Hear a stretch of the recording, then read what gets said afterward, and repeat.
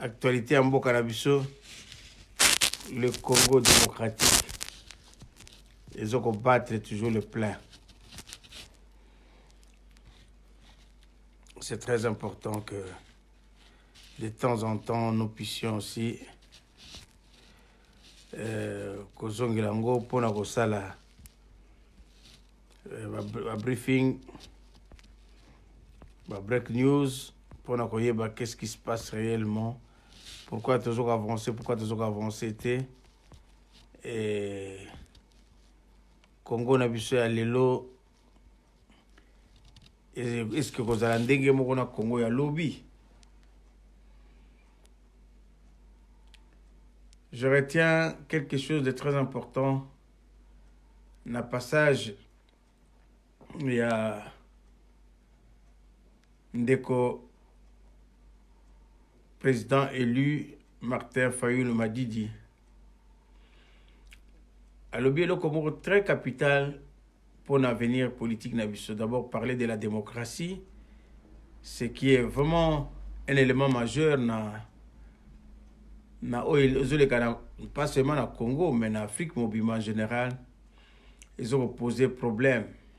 L'avenir politique, il y a Bissau africain en général et particulièrement Bissau congolais.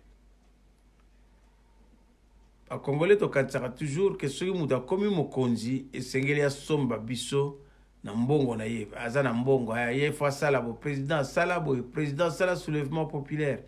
Président Bongisa Banzela, président bon, non, c'est pas de cette manière-là. Il faut changer quand même culture, changer façon d'habiter comme on a Makambo, surtout Bissau Batouza poto. Tout ça là, effort, pensant considérable. Pardon. Tout ça là, effort considérable. Il y a qu'à comprendre que les présidents c'est l'ensemble de la population.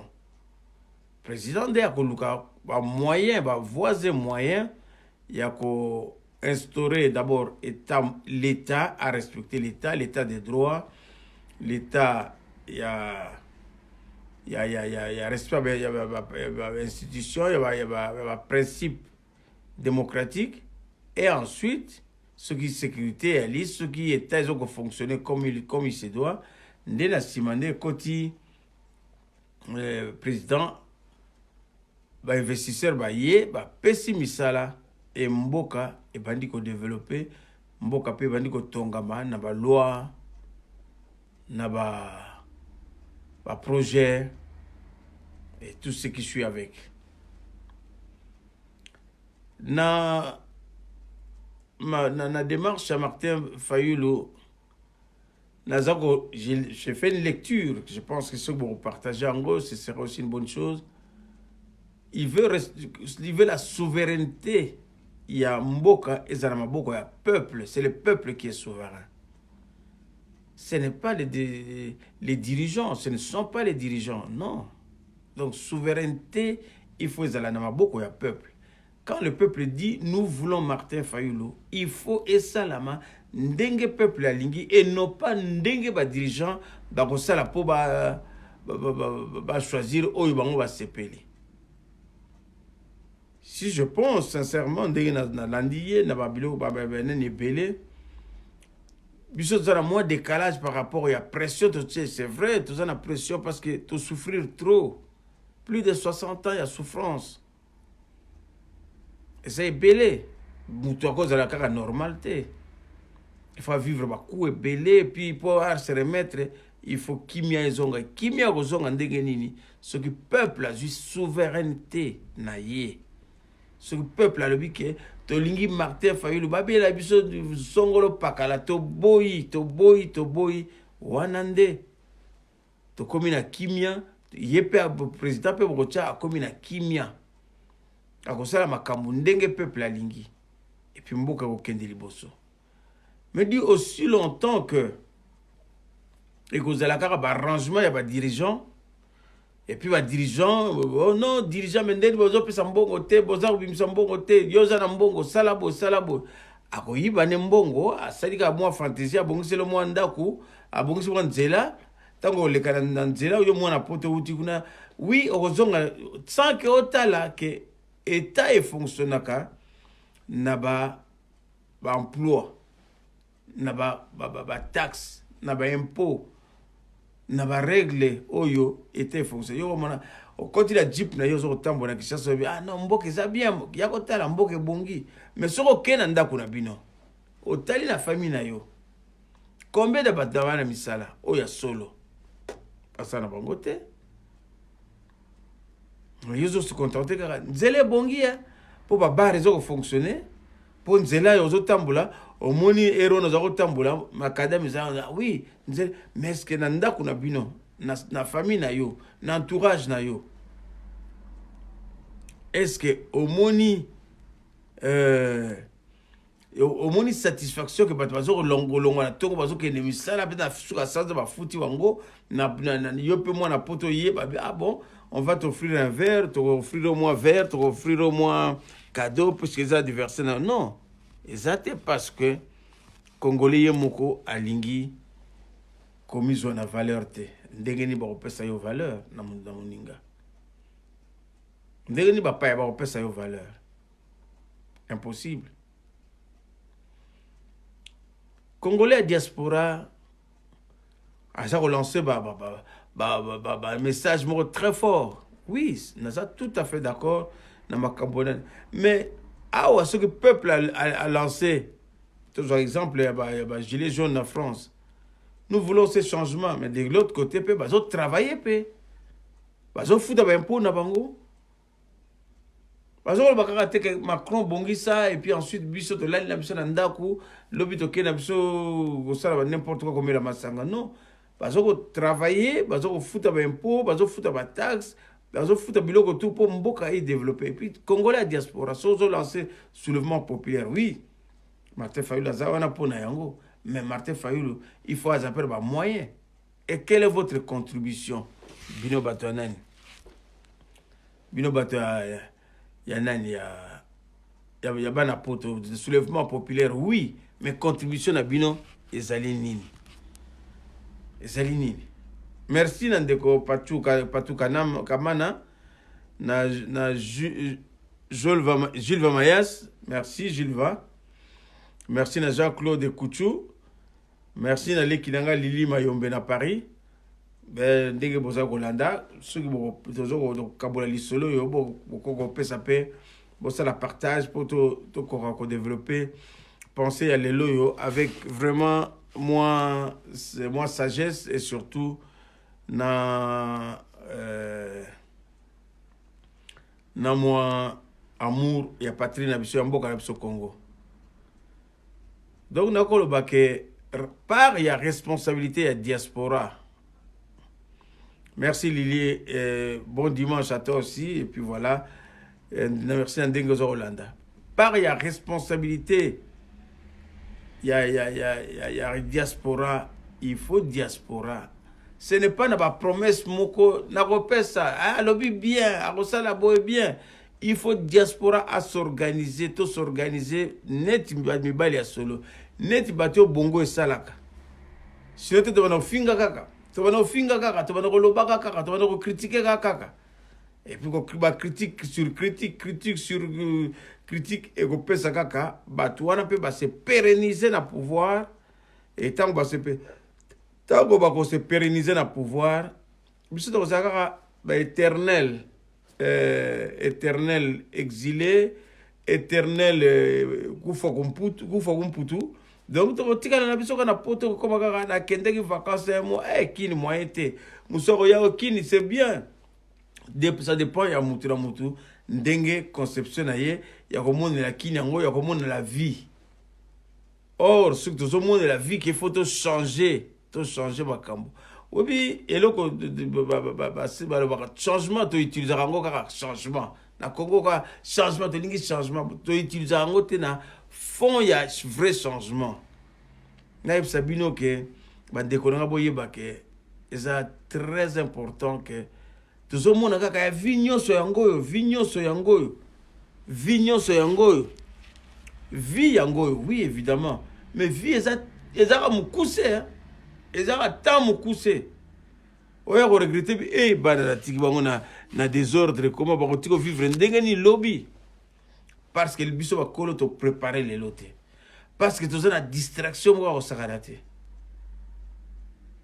et bana tout te bato-occupe biso bana tout te bato-occupe biso surtout bana ya poto oboti bango oui mais aza ya koyebi soki non ja droit na yo oyo edenga me ngai eza droit na ngai te navandelaka yo nete Kinshasa ndenge tovandaka na bakoko ndenge tovandaka na bafamille na banini mais il faut tobongisa nde terrain na biso changement eza moko teke changement c'est le peuple qui apporte changement wana eza nini Martin Fayulu peuple avotaki yo olingi nini organisation nini mbongo yango so basengi opesa lili mayombe nani tosenga ye 1 million akokoka te ye moko tosengi na Jean-Claude Coutu akokoka te tosenga na leki na Blanchard Maswa afuta soki 1 million wana ye moko akokoka te mais soki biso nyonso tosangisi mibali ya poto ndenge ba gilet jaune basangani ya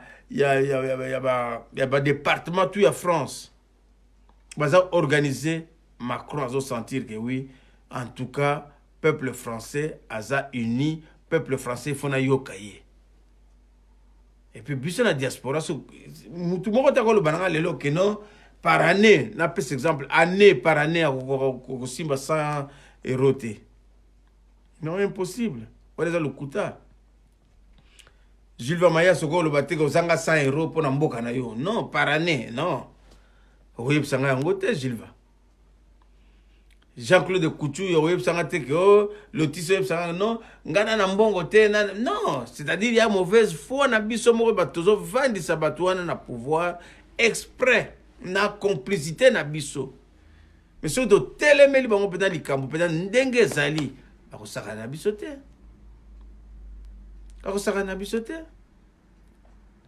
likambo ngo tosolela ki merci ndeko Jacques Mango nani likambo de solo là qui avant président nommé ya Congo wana yaki ya na Paris ngana yebiseki bandeko nanga ba César Ngadi na bombela bango tenga bo vandi na poto boza kolia malamu boza komela bien boza bien na nani mais comment bino botolobi ke tokoli malamu le bo raisonner net ba élite bozo raisonner net ba na we bo finga rakini oyo na Kisasa mwana mapa mwana nguba mais si on comme na poto comme pénètre mwana nguba ba César Ngadi ba communauté bana mapa bana ba nguba na ba journaliste ne na ba so ba chroniqueur ti wana ya poto tu ba komi bango nyonso neti kaka bano bateka ba makasu bateka ba nani na condamner boulot na bango te je respecte tous les métiers na zana respect na bana wana mais bato afinga bango ba se retrouver même les loyo na poto na même comportement de la bango parce que sur le bin nga vendre na France vendre par exemple na Melun zane tira ba Kinshasa neti mais Melun zapene ba masina Melun zane ba matete Melun zane ba njili Melun zane ba monga fula. Mais ce que Monica Mouta, yo vendre na maloué na Kinshasa yoko lo bananga. C'est ça ba système ya ko dénigrer baninga. Bato ba baki ki to bana ya centre ville ya Kinshasa, ba yoko se retrouver na poto na ba Melun. Ba za ba jupe ba comportement ya bato ba fingaka. Et c'est dommage. C'est dommage. Azo bimisadani message sur yoka rapé bato. Sur ko sala musala ya public. Il faut pas aller écouter interpeller yopé. Moi je l'ai interpellé avant président nommé wana aya na France qui yoza moi na poto mi tia na place ya poto bako corrompre yo jamais na ba 200 euros ba 100 euros ba 20 euros ba 50 euros même pas ba pesio promesse avec 200 euros au foot anine. Ticket avion pour que de ça 200 euros au foot au compléter le budget mais c'est une honte. Or, nous voulons des gens qui ont des convictions. Que ceux qui m'ont kutana mukonzi pour aya ko corrompre bisoté mais mukonzi ceux qui te tient mukonzi pour to solo là azwa mbongo l'état asalela yango ndenge peuple na ye elingi mboka évoluer pour avancer. Donc ndeko Jacques Mango, donc boyeba que moi je ne pense pas que toujours kende na système ya ko faire évoluer mboka na biso kaka na ba flatterie. On a avancé na ba flatterie. Yo moi na Paris, moi na Bruxelles, o ya vandi na poto. Mi pesa kilo, mi pesa respect. Mi pesa dans mon amour tu peux zo ta kin, aye na kina, maman Brigitte Macron talanga likambo na banlieue, maman Brigitte Macron non, c'est vous avez faussé l'état mais tout en étant na poto. Vous avez dénigré vraiment bandeko na biso ya Kinshasa, bino bana boza na poto. Boko bana kin ba kosala nini? Pour ça, si vous avez pour s'en prendre un musicien ou un artiste, je respecte quand même ce métier-là, yoki quand même, va comprendre que non.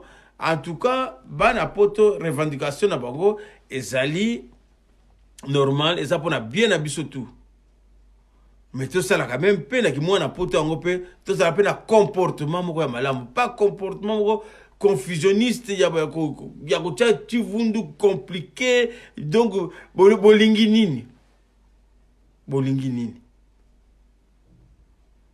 Donc nazoko zonga na message nanga ya échange nanga na bino lelo yo ezali il faut boyeba ko salela ki poto na bino ki poto zaka raté que nazwaki na beti kayu nanga na kangi bisaka nanga na kikin banini lobi okotike temps elekaka vite ezoleka vite ba Gilles ba Mayas ba maman Lili Mayombe ba Jacques Mango ba Rivandal ba Fatima Nani ba Tonio Sobozo la nanga bo se rendre compte que le loba na pe ba koki mila ina bino hein lobi pete otika bango so do tika bango na désordre oyo ba kotiko za ko souffrir racisme pe comme makasi na poto bana to tika bango na mboka mupaya obieto fo ba zongisa na bango na terrain na biso bazala bien to bongisa to cha sécurité biso batata na mbongo to zioyo yo to zina na ndenge to yaki poto to sale la ki poto na biso po lobby bana pe ba non ba père na biso chapeau vraiment ba yaki exil ba yebaki pourquoi ba exil. Et bazonga ki na mboka bazebi pourquoi mission na bango ya kozongisa biso na mboka yala ki importante. Et ce que tu yega na poto kaka pour la koloba ke mutu tel na kina koloba na ngai te mutu tel na kina ko sala beauté on fait rien. Ah on a poto je pense pas que ma do kutara mutu wa no dani ata moi na mitera yebi que ah yo za na niveau na ngate zalakate. Monsieur, vous faites quoi dans la vie? Oh, je fais ceci, cela. Oh, je suis éboueur. Ah, ouais, ça va, c'est travail. Oui, c'est pénible, mais ça va. Mais c'est un bon métier. Ah, oui, c'est un bon métier. Ah, il y a boulot, papa, mbano, salano, yo, soananga. Nana, yokangota. Non, je suis femme de chambre. Ah oui, c'est un travail magnifique aussi. Vous arrivez à vous en sortir? Oui, vous êtes bien payé, je pense. Oui, ça va. On paye bien. Moi, si la femme de chambre, on a pas des vacances. Azo sont ma voiture. Mais biso na kisasa, biso ngai na lobaka biso batabande de to monaka passe. Bino bayaka. Misala pambala. Ba boy de bino. Ba nini kaka bino kofinga mais bayaka wana bazo se respecter. Il suffit kaka ordre kota penza na mboka, okomona même nani kozala te nani confusion kozala te so na sepela ngana za la jardinier c'est un très bon métier cuisinier na poto za kutu ya ba galon mais na kin mutawandi do benga mu ya kozo mona de cuisinier na yo mais c'est incroyable et puis je dis que il y a quelque chose dans kata cerveau na biso ils ont un problème ils ont une lacune et c'est par rapport à ça que je vais vous rendre attentif, Bande Konanga, et que les vrais changements, c'est-à-dire le peuple doit choisir Mokonzi Nabango en toute liberté, en toute souveraineté. Raison pour laquelle nazoko benga si na bato ba yoka si ba to yoka kasus na ndinga gipoto to vanda calme to se surchauffer cerveau te to déranger cerveau te to vanda calme to vanda na maîtrise to luka moyen to s'organiser cotisation est très important et vous peut sa souveraineté et go soulager biso na makambo belé biso mo nde tozala tokopona mokonzi ndenge tolingi eza te kanambe ya yesusu atia biso na désordre et soki na ndenge na bandi soki nazo soutenir démarche ya Martin Fayulu président élu c'est pas parce yazana est bien avant d'ara bien ça va bien mais parce que eza logique moko et comme ma biso na respecter ko bonga ya peuple pe et banda na mentalité profonde côté to ko na ba piège ya mike te na kutanaki na soki nani président nommé na kutanaki na nani boye et puis na solaki na président mais oye na nini yebisanga outi kisasa oye na nini oyo okutani na président ezola que ça palpable que président ngo azosa rien azaka na même situation à Paris à Kala mais kama lobaka na kutanaki na président nani bon kazaka na biso na cravate peut to message nango soko moni congolais bobi lokola kutani na président kazaka danser donc mbongo penza na nzoka eza nango eza nango hein bateya te tozosala na poto tozosala bateya te surtout biso bana ya poto ngana bana Kinshasa bazala bango balakisa biso ba démonstration que baza capable ya ko braver peur na bango ba affronter penza ndenge longo bami ba banti valeur wana na Congo et puis bazwa pouvoir ya mboka na biso ba pesa nani mais bana besoin ya coup de pouce pe bana besoin ya coup de pouce que communauté na biso ya poto ya diaspora to tozana mwa mbongo to sala ntinsani to pesa bango pe oya bango bako sala boulot ya maintenant na besoin masasi coup de terre to na besoin kaka ya kolesa bango komelisa bango ko pesa bango énergie wana nde bako dégager yango penza pona mboka na biso ezwa lipanda ya solo et c'est pour ça lelo na jubino na moi temps oyo vraiment to solo la bien moutila moutazo sera se sentir vraiment touché par ma message oyo concerné parce qu'ils ont concerné tout le monde à bouger Congolais ba piaka l'équipe biso trop qui piaka ngo ata ba piaka ngo ezalaka na bana ta bata kinde bazo saka na biso tala ndenge bako saka na biso lobby awa pour ne pas le citer Petio Zakari de la Kosa Rabino lobby Félix Azabo a fingi Félix lobby a bimi sur la face mususu oh Félix Azo sera bien a commis sur Félix bino pe ozuka na badani na bino ko partager au moins mais vous savez il y a une poto ko partager ba connerie ba bêtise obi mutu wana zo saka na ndene esprit na bino azo saka na ndene esprit na bino Zakari Petio na azana ba système na saka na esprit ya bato ya ebele ngai na ko zala jamais on a eu message à Zakari na panza on a ko panza ngo te o ya ju message na tindela ko Zakari alobaki bo en tout cas kosi ngai te et ça pour la jalousie te pour ça ni jalousie ni puisque ça ne dit bêtise sur bêtise donc mutazo ko panza bêtise a kabili bino bêtise bo on peut bandi ko kenda ko ça ba bêtise je m'excuse d'abord na ndenge na parler lango parce que c'est important ya ko zongo pe ko lepisa bino ke Zakari azo faire avaler bino ba bêtise alors ce que ça bête mon gars za bête te na ko jamais na ko distribuer ba message na ye so na moni yango delete wa benga na français supprimer direct poubelle parce que ça na enseignement moko ta ko pesa ngai rien à part ko kanga mundu ko na ye ko vanda azela siko biso bana pototo ya pena na vraie proposition ya makambo changement te reconnaître mutu na valeur na ye to pesier ce qu'il doit faire et puis comment ko sala ngo mboke tambola na ordre pas désordre mboke tambola na ordre na désordre te le bateau nyos wa kolanda ngai sur message ya oya César Ngadi oya ya Zakari ba petiona tubo pesa nga banani na bango te Je n'ai pas besoin. Je transférer à l'obaki à Sara. Transférer à Yangote. Je n'ai pas besoin. On a besoin de moi na poto apimisi likanisi na yebi comment te s'organiser, comment te cotiser mbongo na biso, comment te saler lango pour te sauver mboka na biso, sauver kolo na biso, ko sauver kolo na biso ya ko sauver bana na biso. Oto boti na poto lo batelinga na te ba koma ko saka na bona nani po soki bozangi ndako soki bozangi mboka na poto ba komona la bino bandeko na biso ya poso mwindo ya bandeko na biso ya poso mwindo basa les États-Unis Derai ozo kangai petit frère Derai ozo kangai Serge Boré ozo kangai Serge naleki na Christian Talangai ozo landa ngai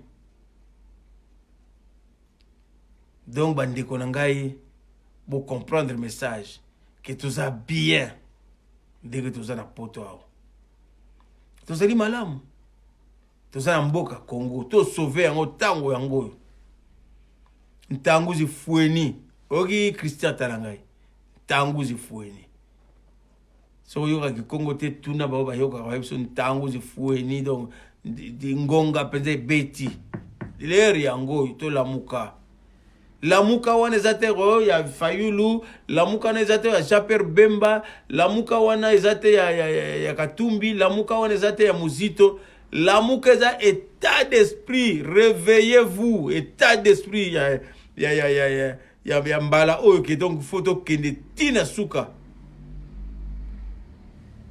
to kende tina suka to déboulonner bango véritable déboulonnage que peuple peuple dans une souveraineté. Alors il y a le loyo, pas de blagues, pas de faux pas.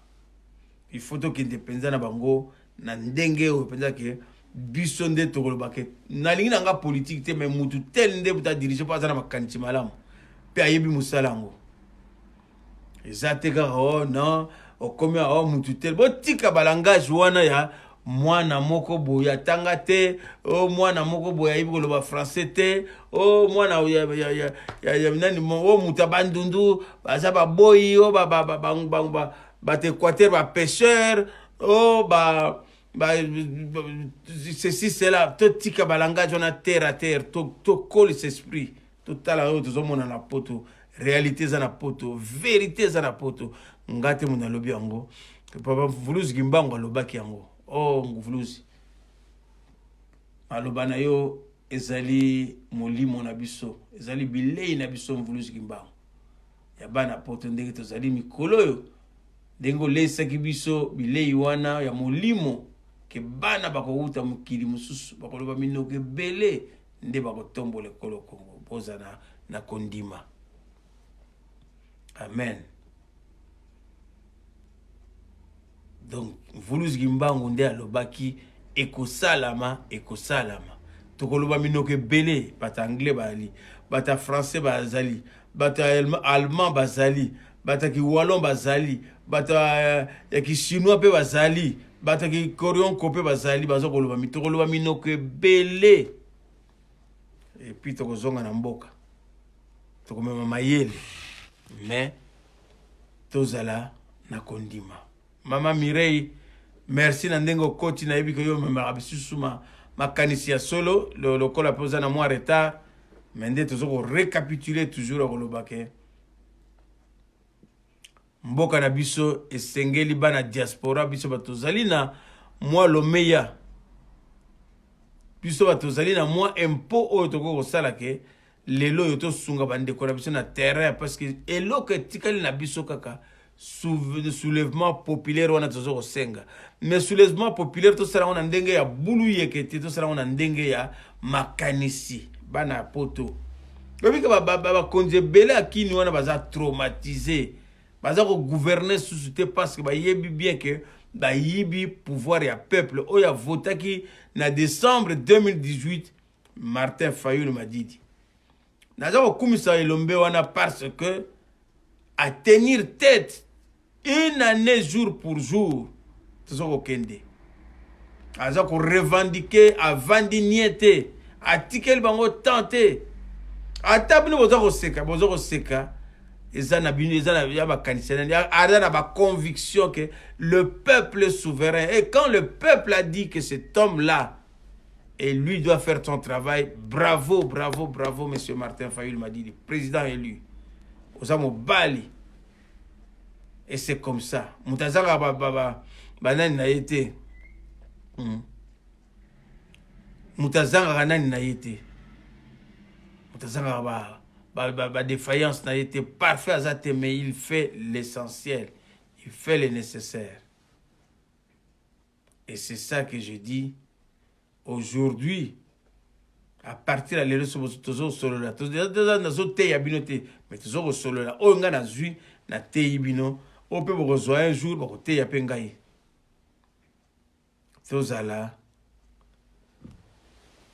Tozala na kondima ke mboka ezali ya biso bana na biso oyo toboti na poto topesa bango vie à venir à malamu ensemble na organisation tokoma te lobby awa mwana azokende musala yo za so na ndako fa s'occuper na yo a s'occuper na musala na ye akoma perdu ayeba ko batela bakoko na biso te eza ekozala trop tard vie ezali mokuse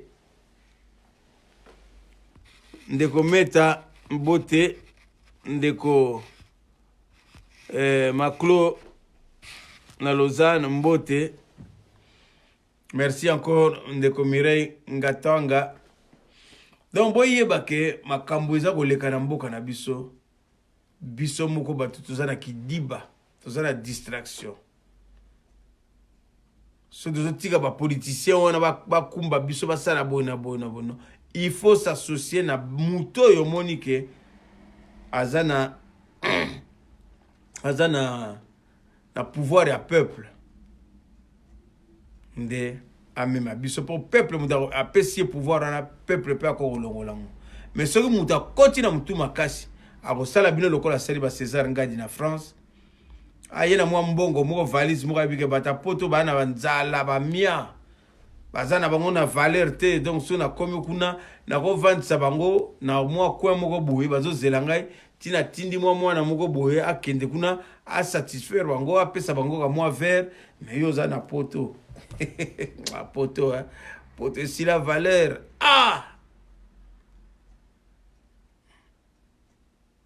je salue des passages ba vraiment na poto ba vraiment na poto pena ba kotisa boule ba kotisa esprit na kotanga ba kombo te me bayeba ni bango na benga bango to kozaka bana poto solo penza que on va vendre maintenant la poto bi non na koko non pas jusqu'à ce niveau là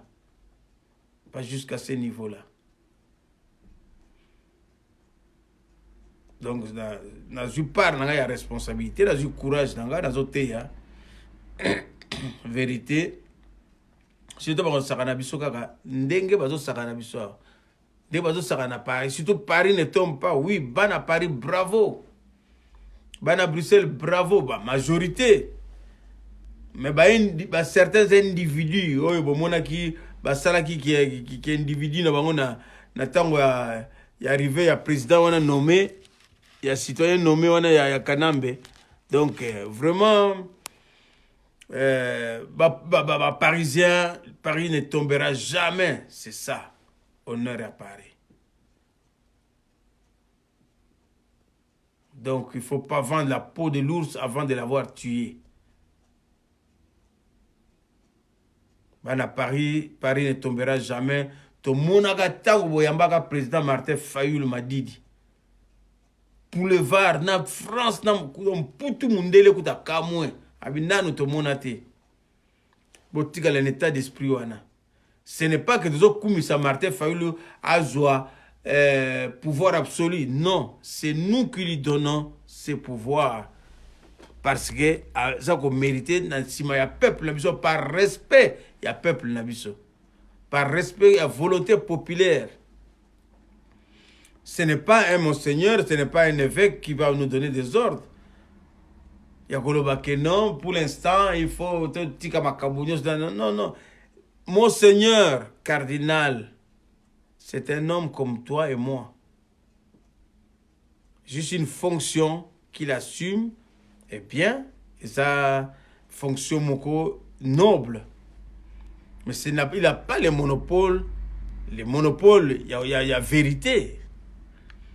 Ceux qui ils ont prouvé, pardon, ceux qui ont prouvé, Nandenge ba vota qui est, nanani na ba évêque mususu pas comme na monseigneur mususu pas comme na niveau wana monseigneur cardinal, en tout cas félicitations et bravo, et vraiment tout l'honneur. Mais ce que monseigneur a communiqué, koloba n'importe quoi qui ne suit pas la volonté populaire, il n'a plus cette valeur. Nous devons défendre les valeurs. Et là, je m'adresse à monseigneur Ambongo, si j'ai bien compris son message. Si je ne l'ai pas compris comme Ndengue a pensé, puisque penser dans l'IP, n'a pas induit en erreur, mais ce qui y a à Zouaki, que pour un cadeau, il y a Jeep, oui, l'État, ils ont fonctionné bien, tout va bien dans mon pays, le Congo. Monseigneur, vous vous trompez. Même la parole dit, même les intellectuels, parce que je parle avec un intellectuel, bah, tu vois, monseigneur Ambongo, parce qu'on voit en vous une personne intelligente, on dit Vox Populo, Vox Dei. N'oubliez jamais ce principe, monseigneur cardinal. Vox Populo, vous qui avez fait le latin, vous savez c'est quoi ce que je parle. Vox Populo, mon message c'est, oh il y a parenthèse, on a essayé pour monseigneur. Donc, je m'excuse encore, bah coupure les oreilles, bah coupure pour na coupure les oreilles pour na appel les orokota. Mais comme je dis à monseigneur Ambongo, je dis ceci, je me répète encore, je parle avec un intellectuel, parce que si vous êtes arrivé à ce titre-là, parce que monseigneur Ambongo, vous allez un intellectuel. En plus de cela, le niveau de spiritualité n'est plus approuvé. Mais je vais vous rafraîchir la mémoire, bien évidemment. Comme on dit, Vox Populo, Vox Dei. Vous avez fait le latin, monseigneur, et vous comprenez ce que cela veut dire. Et je pense, si vous avez fait, c'est par mégarde, ça peut nous arriver tous, essayez de demander pardon à notre peuple qui souffre et qui n'est pas notre peuple, qui ne vit pas comme des enfants de Dieu. Tout ça, tout ça, a droit à souffrance. Gloire à toi, Seigneur Jésus-Christ. Gloire à toi, Seigneur Jésus-Christ. Gloire à toi, Seigneur Jésus-Christ. Yo mutu ondimaki na kuruze pasi na biso. Yo mutu ondimaki pasi na biso. Pozwa jipite. Pozwa jipite. Nani. Pour mutu azwa vie éternelle. Jésus-Christ est incorruptible. Na kuruze. Botala bino nyoso bozola na botala symbole ya kuruz na mozindo nango ndenge Yesu Masia babaki ye basete balatisi ekoti ya nzube po biso tozwa lobiko pasi wana na si ezaki pasi te je pense bakoko pese même satana bana zo mokili abite mokili eza ya tata aboyi na ye babine zo mokili abite na mokilité mokili oyo eza yo zo satana zo pesanga ya tata. Mais monseigneur cardinal ba pesio jeep malobe bungo ebongo obosani pasi na biso orke soko ke na Rome soko ke ina da papa apesi yo ekoti wana apesi yo mpifo wana ya yo uti na likolo pona peuple wana baza ko souffrir, baza ko kufa, baza violer, martyriser, donc chosifier. mais yo tele sengoka ya kotambola tipo vandi olobi non tokende kaka bongo po fo kolimbisa non babi vox populo vox dei. Il faut souffrir avec la majorité, sans oublier bien évidemment la minorité, mais sur la majorité va souffrir. Il y a un yesu ayaki na mokili pona ba pauvre belé tozali soki oko senga. Il y a que je ne vais pas aller jusqu'à dire de vous traiter d'imbécile parce que c'est l'adage qui dit ça. Il y a que des imbéciles qui ne changent pas d'avis. Moi, Nzambe, et Sengeli Babi, l'humilité précède la gloire. Mon Seigneur, avec tous les honneurs, ce que Senga pardonne la parole. Ce qui a été mal interprété, mal compris, clarifié. Voilà, sans pour autant. Quand à ma place moko, je vais encore aller plus loin. Mais il a leader politique. Il y a Congo. Ceux qui, bon, monique, aux cocaté, ça peut arriver. Na binonio sur la politicien Congo.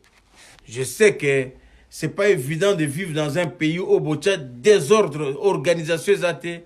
Soit l'ongolais na pouvoir, osa ni na chômage, ni na revenu moko boye, et qu'on permettre yo au survivre pendant un moment où osa na nani.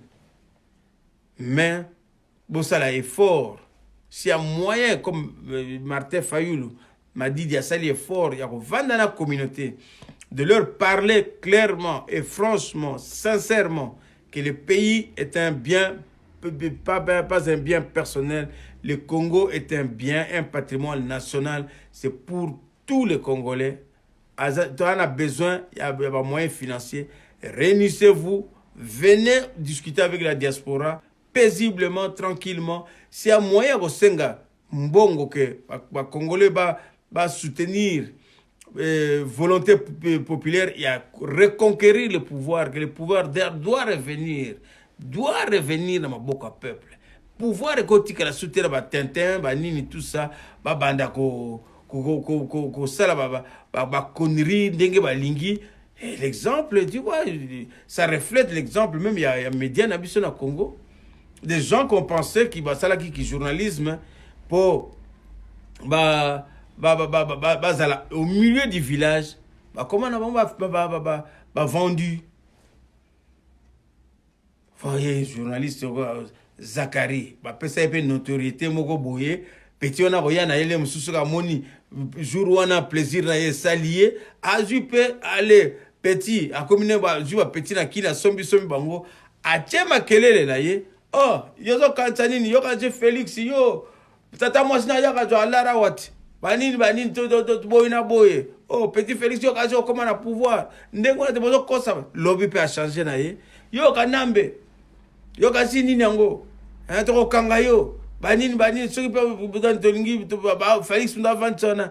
Donc azo tia biso na désordre moko pour éviter que soit le Congolais bongo. Congolais se calmer na ye. Ah omoni. Petit na Zakari makama lobby. Au moins, il y a pas de réseau. Au moins, bon, ça, les publicités gratuites. Il ne faut pas, comme le niveau à basser sur notre surtout. Bino ba na poto, comme le niveau à notre. Ngai ba message à bongo mudatine de langate. Message à bongo mudatine de langate, ba petit na ba Zakari. Mudatine de langangote. Je n'ai pas besoin. N'a a besoin na poto de vendre, toujours réfléchir. Comment, que ça, la vacances bien. Ça peut prendre le temps que ça prendra, mais bon, comprendre que. To côté ça peut esprit bien ni mtezo zanga biso penza pour tout ça l'histoire pendant vrai na kini ke bato ba se retrouver ba mona penza oui effectivement Congo a besoin d'angai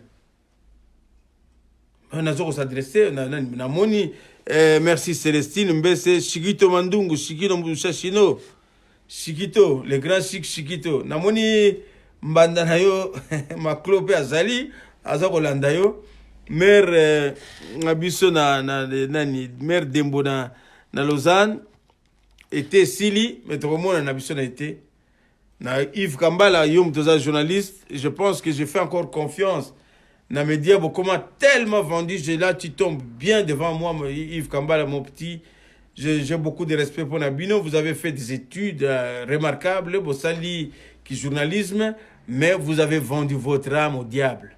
Ce n'est pas comme ça. Vous serez demain, lobby Bino Babenani, Yves Kambala, vous avez conscience, tranquillité.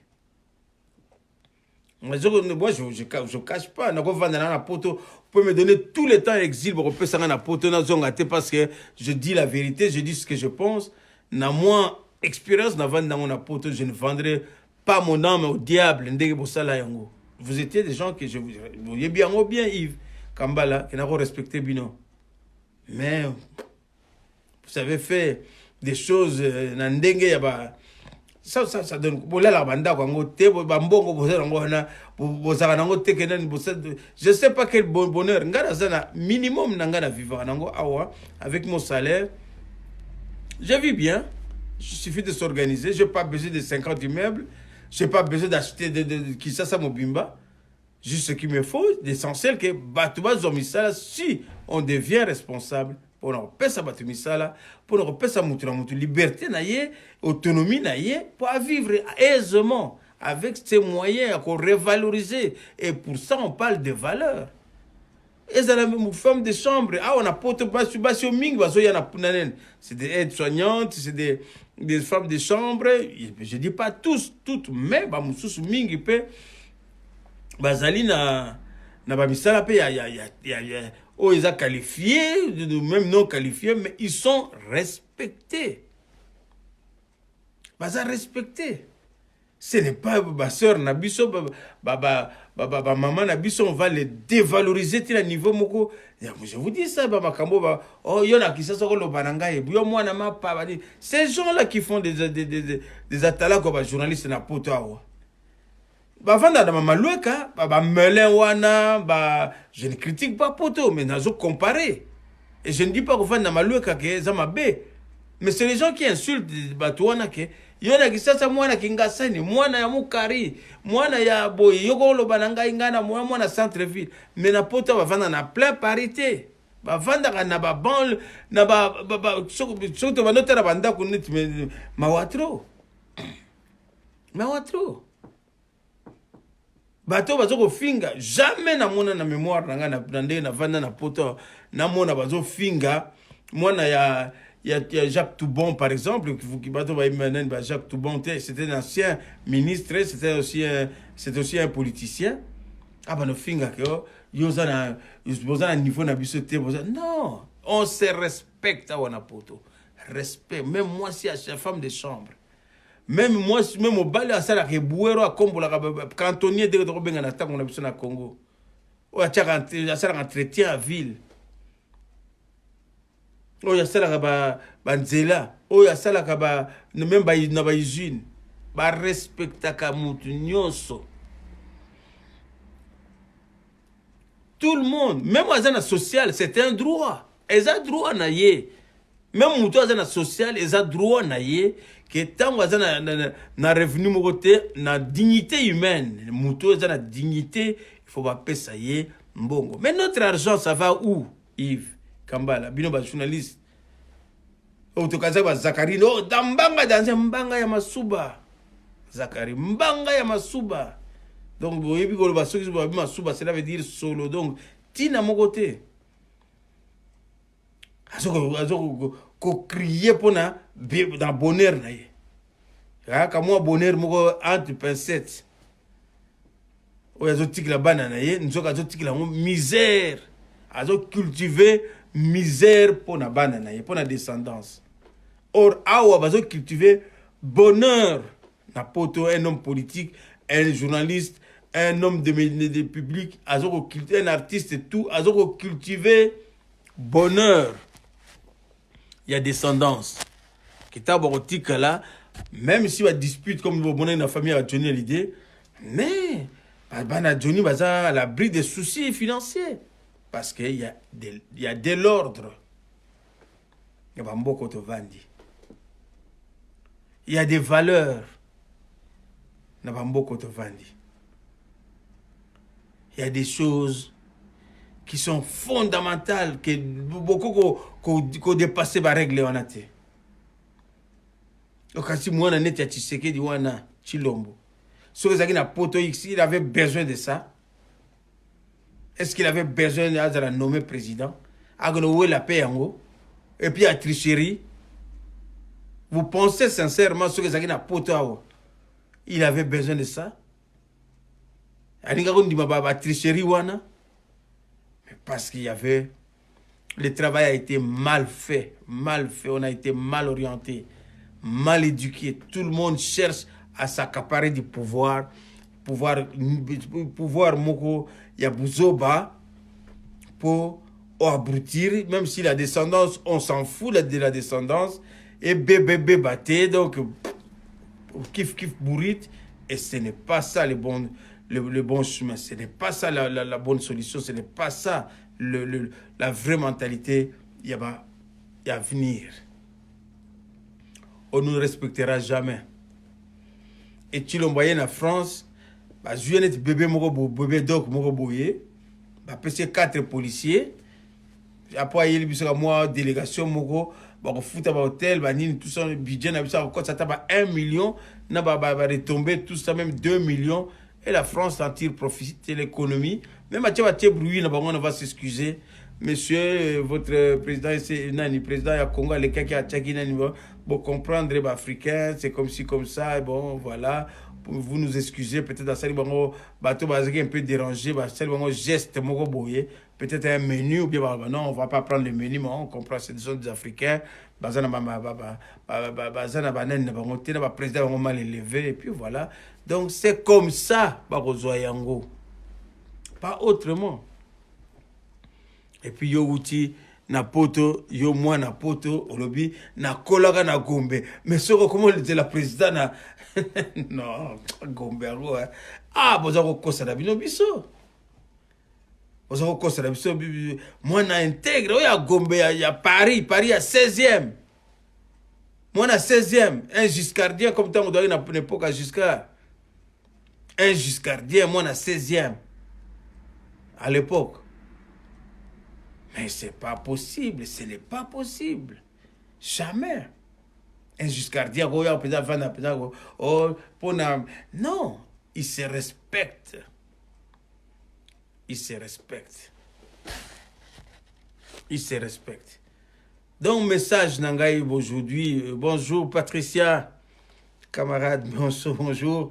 Mais aujourd'hui, je m'excuse Patricia, parce que je m'adresse un peu plus ou moins à mes compatriotes congolais et voilà qui me suivent en ce moment, raison pour laquelle je suis obligé par respect de leur parler en patois et voilà, je pense que ça ne vous dérangerait pas parce que vous êtes quand même quelqu'un qui n'est pas charmante dame, qui n'est pas de ma culture congolaise, bien évidemment que vous soyez ouverte à la culture, à diverses cultures, voilà, notamment la culture congolaise, mais ma foi, aujourd'hui, par respect des principes, je m'adresse aux Congolais, et puis c'est pour ça que je parle très souvent maintenant en lingala, qui est notre langue nationale, une de nos langues nationales du Congo.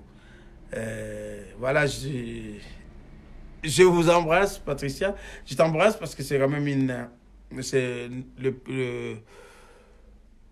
non, c'est une camarade conseillère générale de la commune de Peseux et qui nous suit aussi avec vous, bien évidemment, mes chers compatriotes. Voilà. Donc, yango na lobi ke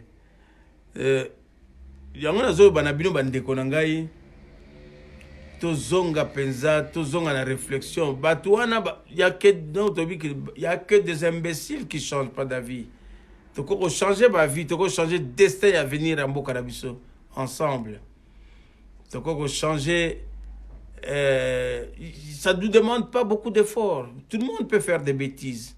Tout le monde peut faire des bêtises. Donc, notamment, dans le lobby que. T'es belé, c'est des bêtises, mais tout. Donc, persister dans l'ignorance, c'est diabolique. Vous allez ignorant, mais ce que qu'on résister, qu'on persister dans l'ignorance est comme diabolique. Et Batebele, ça les bêtises, notamment, je m'adresse à la presse, à la politique, des hommes et des femmes que je respecte et puis j'ai toujours de l'admiration. Même malgré l'amitié que j'ai pour petit Nanga, Zakari, Yves Kambala, je suis obligé de leur dire la vérité. Et puis peut-être la vérité, on a quelque part, on a un cadre, il y a échange intellectuel, échange, il y a un bon sens. On va s'en sortir. Mais ce on a un cadre, il y a polémique. J'ai peut-être aussi été un peu peut-être maladroit, vous me pardonnerez, mais comme on dit, des fois, il y a une colère qui s'explique quelque part, dans le comportement, il y a bateau, mais c'est des gens, comment est-ce que je peux avoir ces comportements, bateau, ça quand même, mais comment, le peuple, la distraction, et la facture sera lourde. La facture sera lourde. Bino koko chapeau, bino nazara moi voyez tu tires nanga nazaka mwanda. Mais pour vos enfants, vous pensez pas? Na ba koko na bino bozo penser nangote. Bozo penser te. Zakari aboti banat. A penser kate na banana ke banana pe ba robala ba robota. E banana ba yo kasi ba rozana na kaka na ndenge ye Zakari azaki ya bia azaki mwana ya soda. Mwana soda tatana azakina bonanani wana te mais ya asali effort mais abongisa ce que ça bien bana bazonga suna na kubunga te abongisa pona bien-être azala vraiment na langage wabi boboma te bo condamner ngai te mais je suis dans la bonne direction que bozo sala mabe et puis to duka biso to ensemble to se réunir to tcha charisme na biso na service à population na ma yelo nzambe asali biso grâce. Tokota na ba distraction te que pona ko distraire pona se personnel yo moko zo se détruire sans le savoir. Et ça dit que nganga yo ka zo mbongo belé ko bongisa mais nzo ka nganga zo po apesa yo ka batwa landa yo nani mais attends ko luko zonga susu nganga ko yo bisa yo susu no yo lingaki batwa landa yo batwa zo landa siko ya ko zo susu boma batu musu po ozo yo ya ko zo mbongo ti ya ko no sakana na bino esprit na bino ti ndenge wana ndenge bato ya ba soi disant ba nommer ba politicien ba zo sakana l'esprit na bino ndenge wana or que beaucoup ça la peine ma yele peine boto zongi si esprit. Salut Gabin Armani. Mais na moni kaka ozano ka ba côté mais comme je danger mais na trop cela bien na ndenge ya bana poto akala yango nazo te ya Gabin makambo bana poto akala poto e komi nango donc vraiment moi écoute tout le bas ça sauter donc toujours ça ordre biso ba toza quand même toza notoriété ya cause la moi toi qui grand frère kei biso tika tu grand frère ya petit frère ya grand frère tu grand frère petit frère mususu tu obligé tu as responsabilité na biso yango nazo solo na bino nazo sona bandeko na cadre politique que tu ko ça la mieux biso tout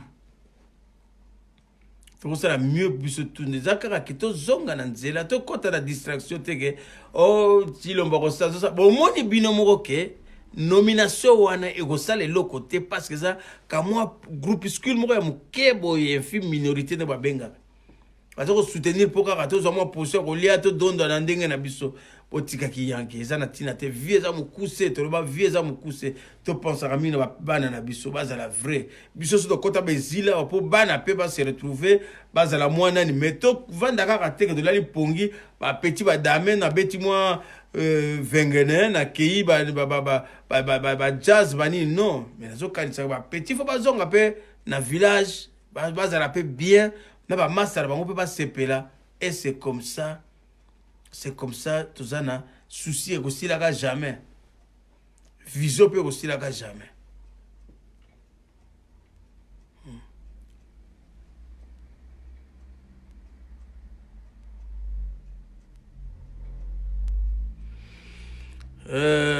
Ce qui je suis en train de suivre tes conseils aujourd'hui ont changé ma conception pour toi après notre séparation.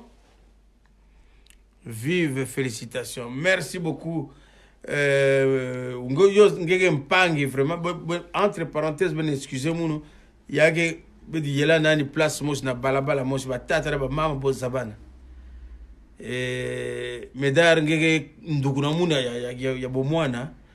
Je te dis, je comprends nani nange vision nange ça mungeke peut-être un peu na bola muke na mputu, je vois des choses autrement na grandeur na yo. C'est pour ça ngeke vanda peut-être un peu trop nani trop voilà ngeke vanda un peu na moi décalage par rapport à nani à bête que mon vérité peut-être mon réalité. Nous devons penser à nos générations futures. C'est eux qui vont nous prendre derrière. Batombo libiso, liboso, batombo libiso, nous devons les valoriser, nous devons les donner des outils, les loyaux, biso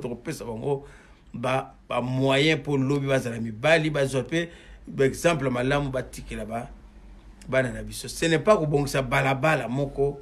Ce n'est pas comme ça là, moi, si je vois tout ma famille n'a tout.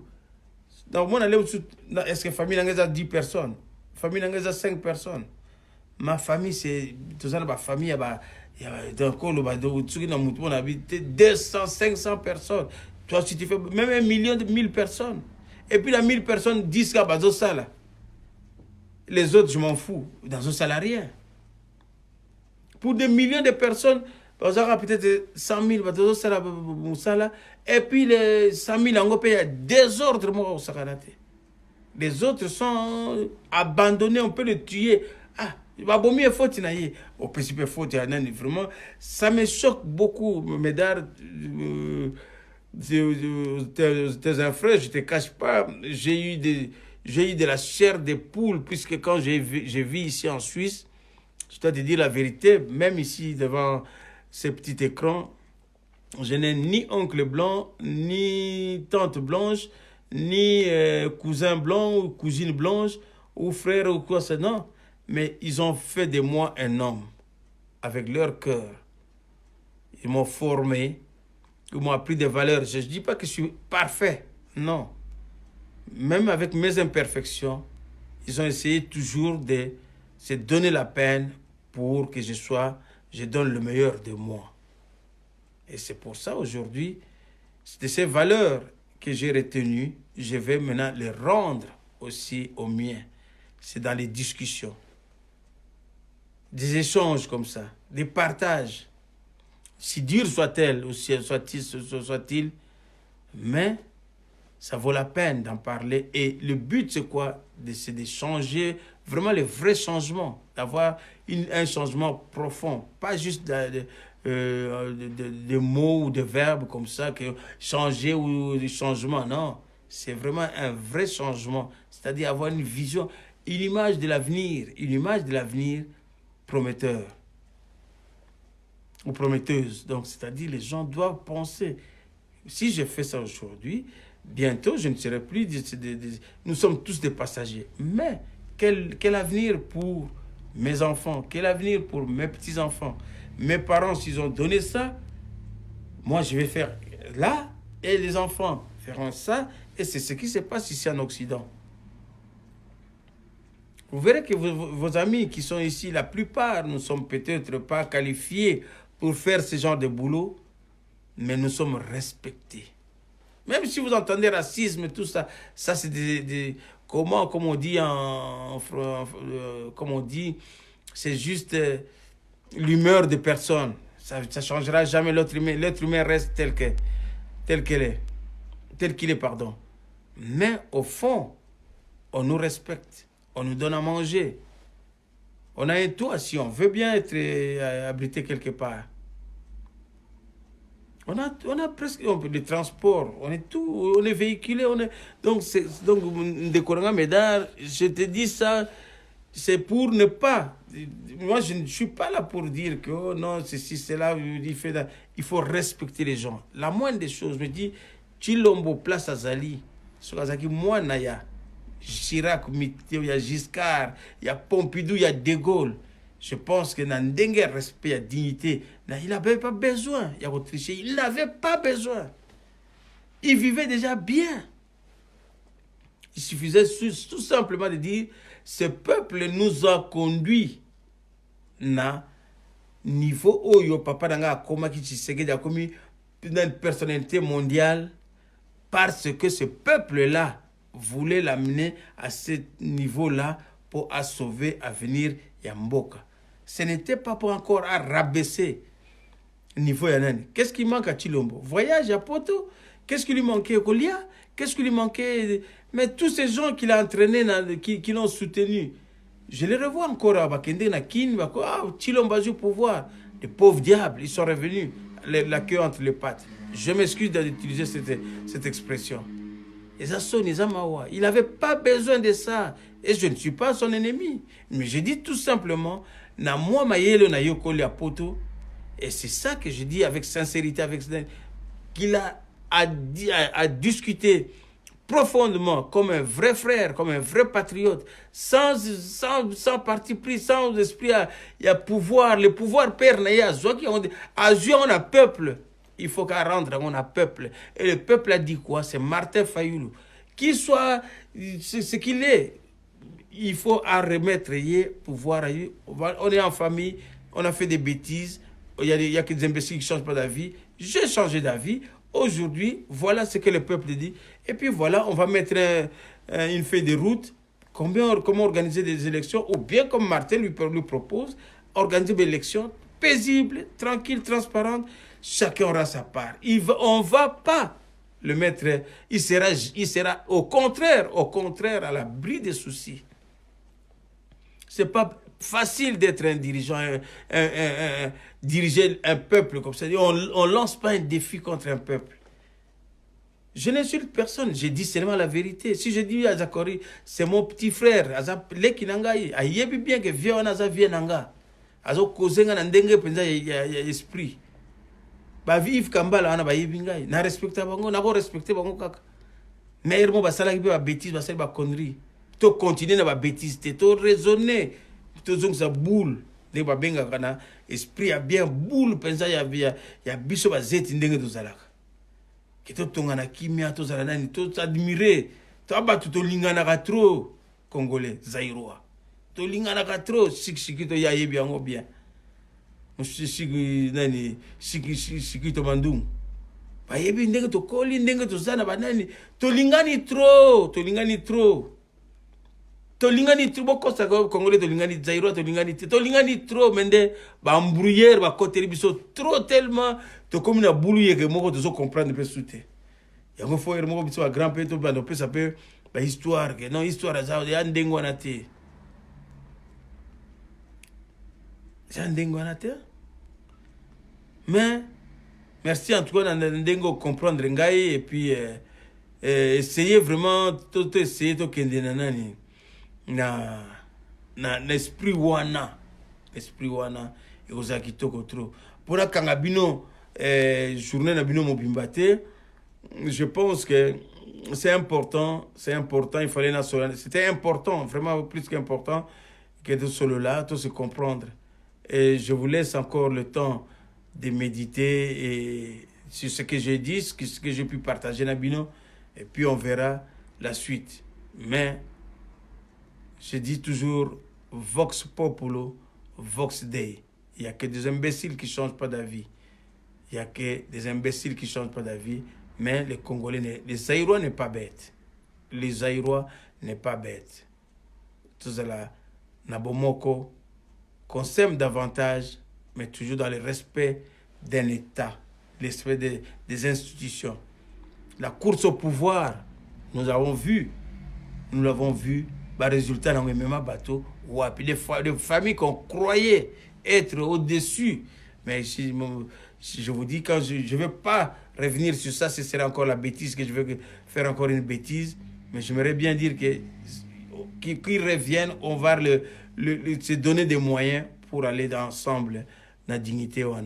Je vous aime et je vous remercie. Soyez tous bénis. Bon dimanche. Merci beaucoup, mes chers compatriotes. Au revoir.